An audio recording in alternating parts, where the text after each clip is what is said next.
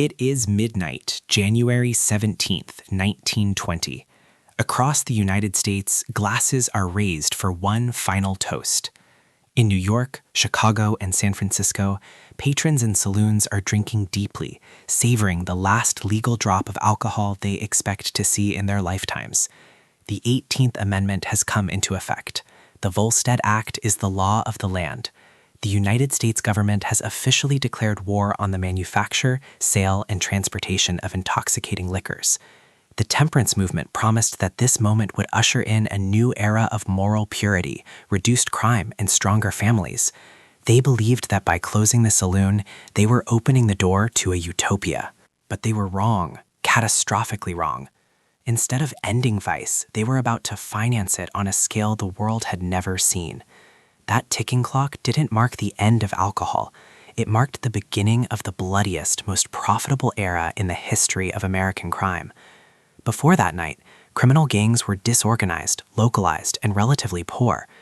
By the time Prohibition ended 13 years later, those same gangs had transformed into a national syndicate with the power to corrupt senators, control unions, and operate with the efficiency of a Fortune 500 corporation. It is one of history's greatest ironies. The law intended to purify America is the exact mechanism that corrupted it. Prohibition didn't just fail to stop drinking. It acted as the venture capital seed round for the American Mafia. It provided the cash, the political connections, and the organizational necessity that turned street thugs into kingpins. We often think of the Mafia as an ancient institution imported from Sicily, but the American Mafia as a powerhouse, that was made in the USA, forged in the speakeasies and rum-running boats of the Roaring '20s. Today, we are tearing down the myths to look at the economic and historical mechanics of how Prohibition created the Mafia. I'm Speaker 1, and I'm Speaker 2. And this is the story of how the government accidentally built an empire of crime. To understand the explosion of the 1920s, we have to look at the landscape before the Volstead Act. Let's go back to 1910. If you walked through the Italian tenements of East Harlem or the Lower East Side, you wouldn't find a monolithic mafia controlling the city. What you would find is poverty, crushing density, and a scattering of localized gangs. Exactly. The popular image of the Godfather didn't exist yet. You had what came to be known as the Black Hand or La Mano Nera. But it's crucial to understand that the Black Hand wasn't an organization. It was a method. It was a tactic used by individual extortionists. A thug would send a letter to a successful immigrant shopkeeper, a baker, a grocer, marked with a black handprint, demanding money or threatening violence. It was predatory, but it was small time. It was disorganized crime. These were neighborhood bullies preying on their own people. The victims were almost exclusively Italian immigrants. The police largely ignored it because it was immigrant-on-immigrant crime, and the sums of money, while significant to a shopkeeper, were peanuts in the grand scheme of the American economy. And structurally, these groups were fractured. You had Neapolitans fighting Sicilians, Calabrians fighting everyone else. They were divided by the dialects of their old country villages. A Sicilian gang in Brooklyn wouldn't trust a Neapolitan gang in Manhattan. These cultural divisions kept them weak. They were scrapping for crumbs, running small illegal lotteries, engaging in petty theft, and running low-level prostitution rings. They were also completely shut out of the legitimate American power structure. Irish gangs had established themselves politically through Tammany Hall decades prior. Jewish gangs were beginning to organize around gambling. The Italians were the new arrivals at the bottom of the pecking order, viewed with suspicion and prejudice by the establishment. Right, we have to remember the xenophobia of the era. Italians were often depicted in the press as knife-wielding anarchists. This social isolation actually forced them to look inward, to rely on their own codes of justice because the American legal system wasn't working for them. But again, without a massive influx of capital, they would have remained street gangs. Violent, sure, but regionally contained.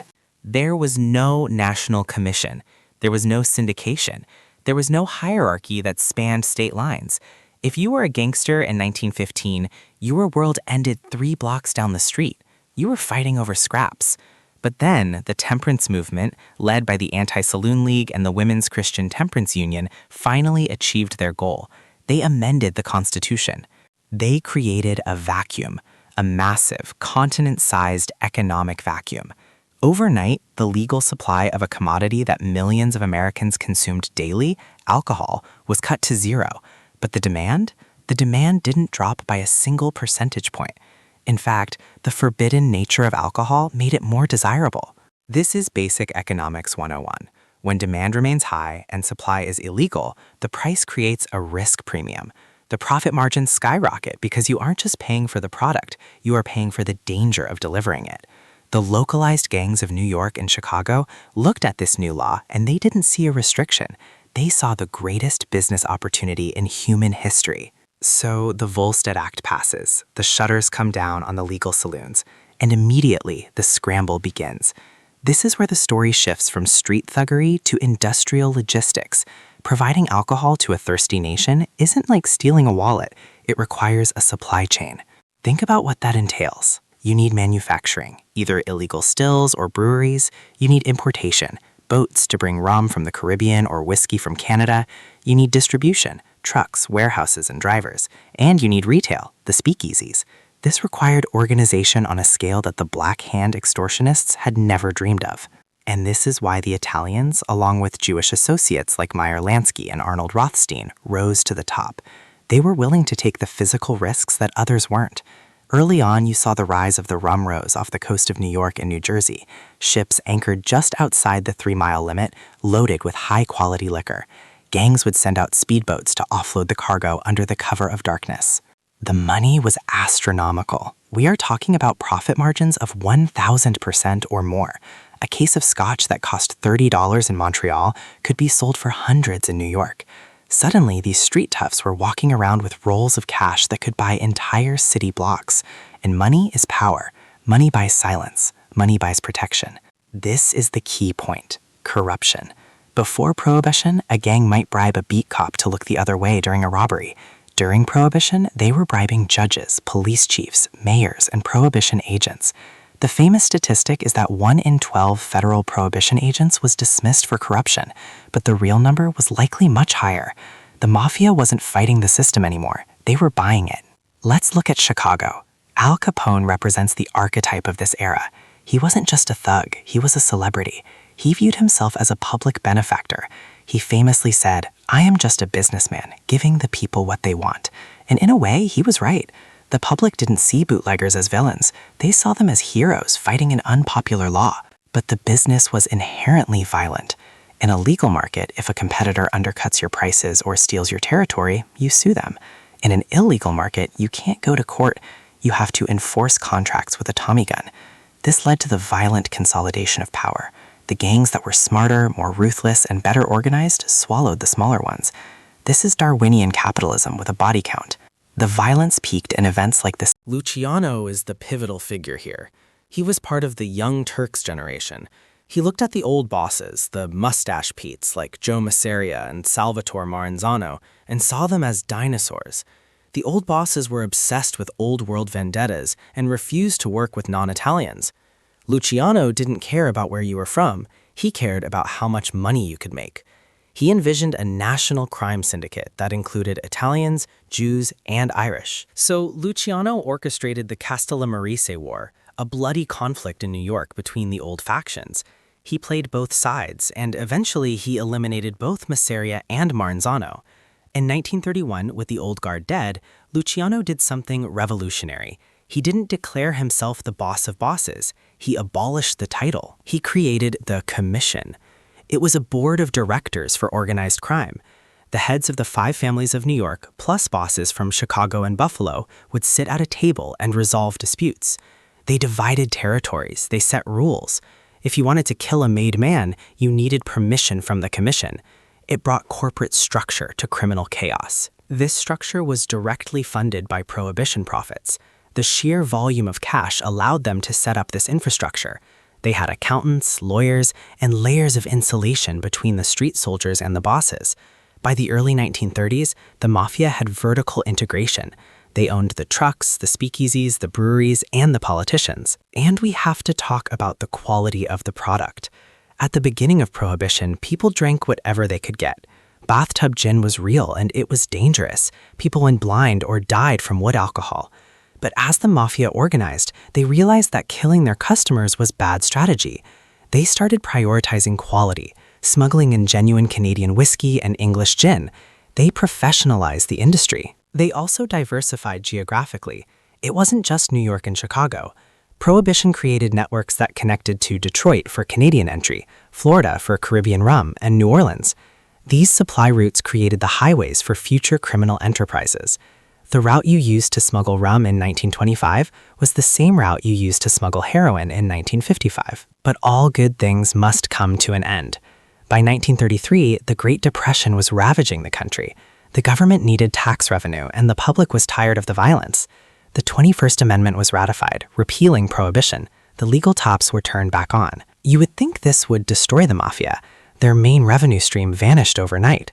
But this is where the genius of the structure Luciano built came into play. They had spent 13 years amassing a war chest of millions, billions in today's money. They didn't just spend it on suits and cars, they invested it. Exactly. They pivoted. They had already diversified into gambling, loan sharking, and prostitution, but now they went bigger. They moved into labor racketeering. They used their muscle to take over labor unions, the longshoremen, the teamsters, the construction unions. Controlling the unions meant they could strangle the economy of a city. If a developer didn't pay the kickback, the concrete didn't get poured. If the shipping company didn't pay, the docks shut down. They also moved into legitimate businesses. They owned bars, restaurants, garment factories, and sanitation companies. They used these businesses to launder the money from their illegal activities. Prohibition taught them how to run a business, and they applied those lessons to the legal world. And let's not forget Las Vegas. As Prohibition ended, the mafia looked for the next vice. Siegel and Lansky looked at the desert and saw a gold mine. The money made running rum in the 20s built the Flamingo in the 40s. The skim from Vegas casinos fueled the mafia for the next 4 decades. The survival of the mafia after 1933 is the ultimate proof of Prohibition's failure. The law didn't stop the crime, it just forced the criminals to get smart. It forced them to evolve from gangs into a shadow government. If Prohibition had never happened, Italian organized crime likely would have remained a low-level neighborhood nuisance. It would have assimilated and faded away as immigrants moved up the social ladder. Instead, Prohibition gave them a shortcut to the American dream. It gave them the capital to entrench themselves so deeply into the American fabric that it took the FBI another 50 years to even begin to dig them out. The RICO Act of the 1980s finally broke their back, but the empire was built on the foundation of the Volstead Act. So when you look back at the Roaring '20s, don't just see the floppers and the jaws. See the birth of a superpower. The US government tried to legislate morality, and in doing so, they wrote the check that funded the mafia. One law created an empire, and that is the cold, hard truth about Prohibition. When we look back at American history, there is perhaps no greater example of the law of unintended consequences than the 18th Amendment. It was sold to the American public as a moral crusade, a way to clean up the streets, protect families, and improve the national character. But as we know, it did the exact opposite. Instead of purifying the nation, it drenched it in blood and corruption. And most importantly for our story today, it took disorganized, petty street criminals and handed them the keys to the kingdom. It is not an exaggeration to say that the United States government, by passing Prohibition, acted as the venture capitalist for the American mafia. It is a staggering thought. We usually think of the mafia as this ancient, unstoppable force that came over from the old country fully formed. But you are saying that without this specific piece of legislation, the mafia as we know it simply wouldn't exist? That implies that before 1920, these guys were just small-time operators. Exactly. That is the part of the history books that often gets glossed over. Before 1920, if you looked at Italian-American crime in cities like New York or Chicago, it was incredibly fragmented. You had what they called the Black Hand gangs. Now, the media at the time loved to sensationalize the Black Hand, painting it as this vast secret society.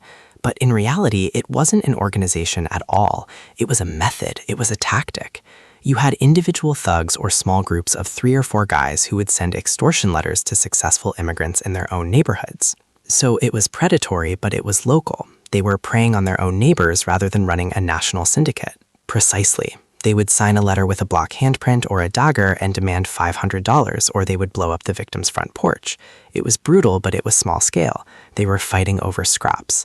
You also had the Mustache Petes, the old-school gangsters who refused to work with anyone who wasn't from their specific village in Sicily. They were insular, suspicious, and frankly, bad at business. They dealt in stolen goods, low-level gambling, and neighborhood extortion.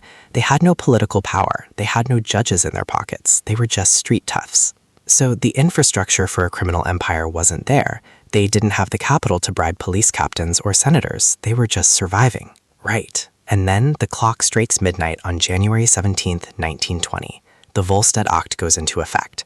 Overnight, the fifth largest industry in the United States, the alcohol industry, is declared illegal. But here's the catch. The demand for that product didn't drop by a single percentage point. If anything, the allure of the forbidden fruit made it even more desirable. Suddenly, you have a market worth millions, arguably billions in today's money, and no legitimate company is allowed to service it. The government created a massive economic vacuum. And nature abhors a vacuum. Someone had to fill it. But why was it the Italian gangs specifically?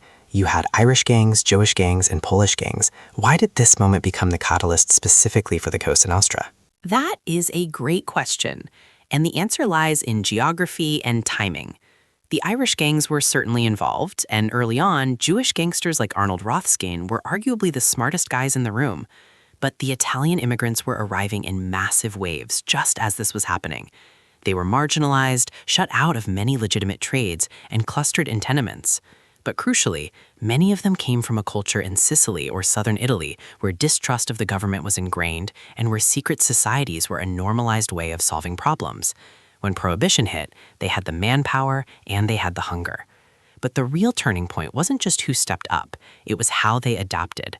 The smarter young gangsters, men like Lucky Luciano, Frank Costello, and Al Capone, looked at Prohibition and didn't see a crime, they saw a business. This is the shift from Mustache Pete to the CEO gangster.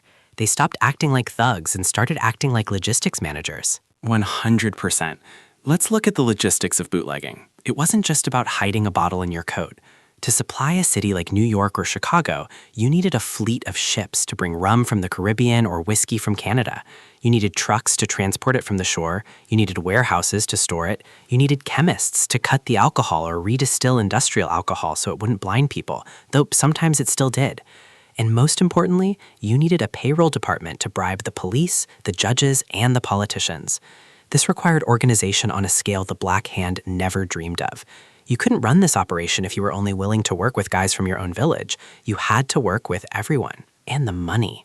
We talk about them getting rich, but can we quantify that? What kind of cash flow are we talking about here? The numbers are staggering. Al Capone, by the mid-1920s, was estimated to be making $100 million a year in the 1920s. Adjusted for inflation, that is well over $1 billion annually. It was tax-free cash. This kind of wealth changed the dynamic of power in America. Before Prohibition, a criminal might bribe a beat cop to look the other way during a robbery. During Prohibition, the syndicates were bribing entire police precincts. They were paying for the election campaigns of mayors. There is a famous story about a police chief in Chicago who admitted that he never had to arrest a bootlegger because the bootleggers were the ones paying his salary. So the law that was meant to stop crime actually corrupted the institutions meant to fight it. It completely eroded the rule of law. It rotted it from the inside out. And this wealth allowed the mafia to professionalize. They hired accountants, they hired top-tier lawyers, they bought the best weapons. The Thompson submachine gun became the tool of the trade not because it was cheap, but because they could afford the best firepower available. But the most critical evolution was the realization that violence was bad for business. In the early years of Prohibition, it was the Wild West. Bodies were dropping everywhere as gangs fought over territory. But the younger generation, led by Lucky Luciano and Meyer Lansky, realized that war was expensive. It brought heat from the feds and it disrupted supply lines. This brings us to the structure. You mentioned earlier that before Prohibition, there was no mafia in the sense of a national organization. How did Prohibition force them to unify? The sheer volume of the product demanded cooperation. If you have a shipment of scotch coming in from Canada, it might need to pass through 3 different territories to get to a speakeasy in Manhattan. If every territory is a war zone, the booze doesn't get through and nobody gets paid. So out of necessity, they started forming alliances. The defining moment of this was the Atlantic City Conference in 1929. This is a historic event that really marks the birth of the National Crime Syndicate. You had Italian bosses, Jewish bosses, and Irish bosses all meeting in a hotel in Atlantic City, treating the whole thing like a corporate merger. They divided up territories, they agreed on dispute resolution mechanisms, they basically formed a cartel. It's bizarre to imagine. Mass murderers sitting around a conference table like they're at a shareholder meeting. And this was all fueled by the alcohol money, completely. Without the alcohol revenue, they wouldn't have had the incentive or the resources to organize. And this leads us to the Castellammarese War in New York. This was the last gasp of the old guard. You had two major old-school bosses, Joe Masseria and Salvatore Maranzano, fighting for control. They were obsessed with titles like Boss of Bosses. The younger guys, Luciano and his crew, were sick of it. They saw these old men as obstacles to making real money. So, in a brilliant and ruthless maneuver, Luciano engineered the deaths of both bosses in 1931. With them gone, he didn't appoint himself the boss of bosses. Instead, he created the Commission. The Commission, that is the governing body we see in all the movies, a board of directors for crime. Exactly. The Commission was pure corporate structure. It was composed of the heads of the 5 families of New York, plus Chicago and Buffalo. The idea was that if a family had a dispute, they would bring it to the Commission instead of starting a shooting war. This stability allowed them to maximize their profits during the final years of Prohibition. They became entrenched in the fabric of American cities. They owned the nightclubs, the trucking companies, the laundry services, anything that was needed to support the flow of liquor. But we know Prohibition doesn't last. By 1933, the country is in the Great Depression. The government needs tax revenue, and public sentiment has turned. Repeal is on the horizon. Did the mafia panic? I mean, their main revenue stream was about to become legal again. That is the genius of what they built. If they were just bootleggers, they would have gone out of business in 1933. But because they had spent 13 years accumulating massive wealth and political connections, they were ready to pivot. They didn't panic, they diversified. They took those millions of dollars made from illegal booze and poured them into gambling, loan sharking, and labor racketeering. They infiltrated the labor unions. This was the masterstroke. By controlling the unions, the longshoremen, the teamsters, the construction workers, they could hold entire cities hostage. They could shut down the ports or the construction sites if they didn't get their kickbacks.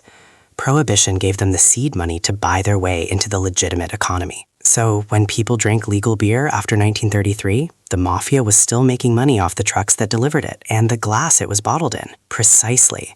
In fact, many mobsters stayed in the liquor business legitimately. They owned the distribution rights. They had the contacts with the distilleries in Scotland and Canada. When liquor became legal, who was best positioned to distribute it? The guys who had been doing it for a decade. They just put their names on a license and kept rolling. Prohibition didn't just create the mafia, it integrated them into the American capitalist system in a way that made them almost impossible to remove. By the time the FBI started taking them seriously in the 1950s, they were 3 decades too late. The roots were too deep. It really reframes the whole era. We see the flappers and the jazz and the speakeasies as this fun, rebellious time. But underneath the surface, a monster was being fed. A monster that would terrorize the American economy for the next 50 years. And it wasn't just the Italians. We have to mention the synergy. Prohibition brought different ethnic groups together in the underworld. We talked about the Atlantic City Conference, but look at Murder, Inc. That was a predominantly Jewish enforcement arm working for the Italian mafia. That level of cross-ethnic collaboration was unheard of in the criminal world before the 1920s. The pursuit of the Prohibition dollar broke down ethnic barriers faster than any social program ever could. It was an equal opportunity corruptor. Let's talk a bit more about the specific families that rose from this. We know the 5 families in New York became the gold standard. How did Prohibition shape their specific territories? Well, the geography of New York dictated the geography of the bootlegging. You had the waterfronts, which were crucial. The families that controlled the docks, which eventually became the domain of the Gambino and Genovese families, held the keys to the city. During Prohibition, controlling a stretch of coastline on Long Island or New Jersey was like owning a diamond mine. The Rum Row was a line of ships anchored just outside the 3-mile limit, later extended to 12 miles, loaded with crates of alcohol. Small, fast boats, often piloted by local fishermen who knew the waters, would run the blockade of Coast Guard vessels. The families organized these flotillas. They weren't just street gangs, they were running a naval operation. The Lucchese and Bonanno families also carved out their niches, often focusing on specific industries like garment manufacturing or trucking, using the muscle they built up during the dry years. And Chicago. Al Capone is the face of Prohibition. How is his operation different from the New York families? Chicago was different because it was messier. In New York, with the Commission, they eventually achieved a sort of corporate peace. In Chicago, it was a slaughterhouse. Al Capone inherited the outfit from Johnny Torrio. Torrio was actually the visionary. He was the one who first preached cooperation. But after Torrio survived an assassination attempt and retired, Capone took over. Capone was flamboyant. He loved the press. He wanted to be seen as a benevolent provider, a Robin Hood figure. He famously opened soup kitchens during the Depression, but his operation was built on extreme violence. The St. Valentine's Day Massacre in 1929, where Capone's men dressed as police officers and lined up 7 rivals against a wall and gunned them down, was the peak of this. It was shocking to the public. It was actually the moment that turned the tide of public opinion against the gangster. Before that, people saw them as supplying a service. After that, they saw them as butchers. It's interesting that you say Torrio was the visionary. He seems to be the forgotten man in this history, overshadowed by Capone's celebrity. Torrio is absolutely crucial. He was the mentor. He taught Capone that you buy the politicians before you start the shooting. He was the one who realized that Prohibition was a gold rush. Without Torrio's initial organization of the Chicago bootlegging trade, Capone would have just been another bouncer at a brothel. Torrio brought the business acumen. Capone brought the muscle and the ego. But eventually, the ego became a liability. That's why the New York bosses, like Luciano, looked down on Capone. They thought he was too loud. They preferred the shadows. They knew that being on the front page of the newspaper was the quickest way to prison. And they were right. Capone went down for tax evasion, while guys like Luciano and Lansky kept running the show for decades. So we have the money, the organization, and the corruption. But what about the social impact? How did Prohibition change the way these communities interacted with the rest of America? That is a complex legacy. On one hand, Prohibition devastated Italian-American communities because it stereotyped an entire ethnic group as criminals. The image of the Italian gangster became the dominant media trope. But on the other hand, the money from bootlegging allowed many families to escape poverty. It built churches, it built hospitals, and it funded small businesses.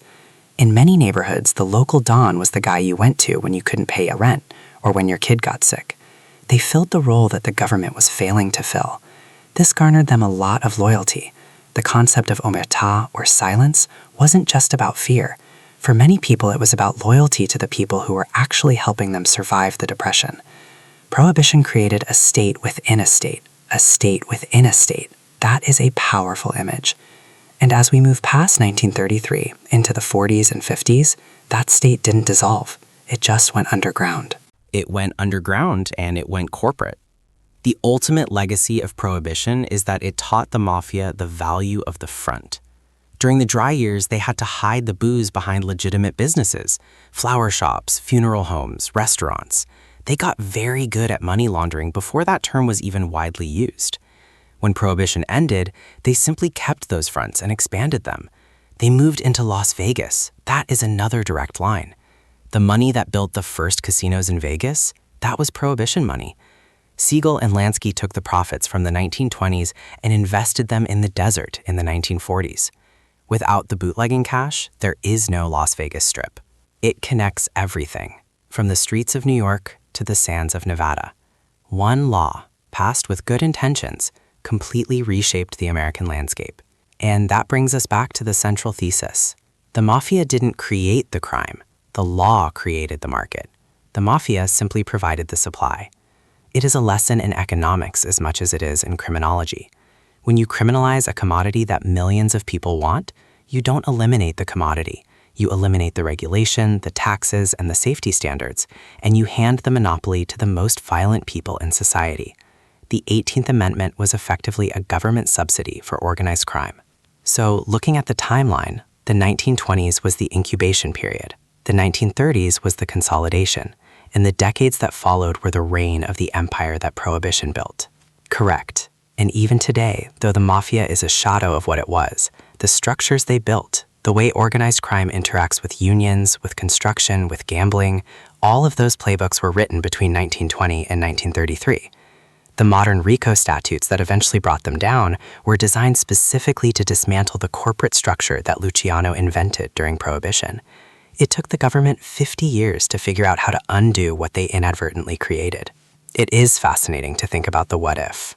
If there had been no Prohibition, would the mafia have remained just a collection of neighborhood gangs? I believe so.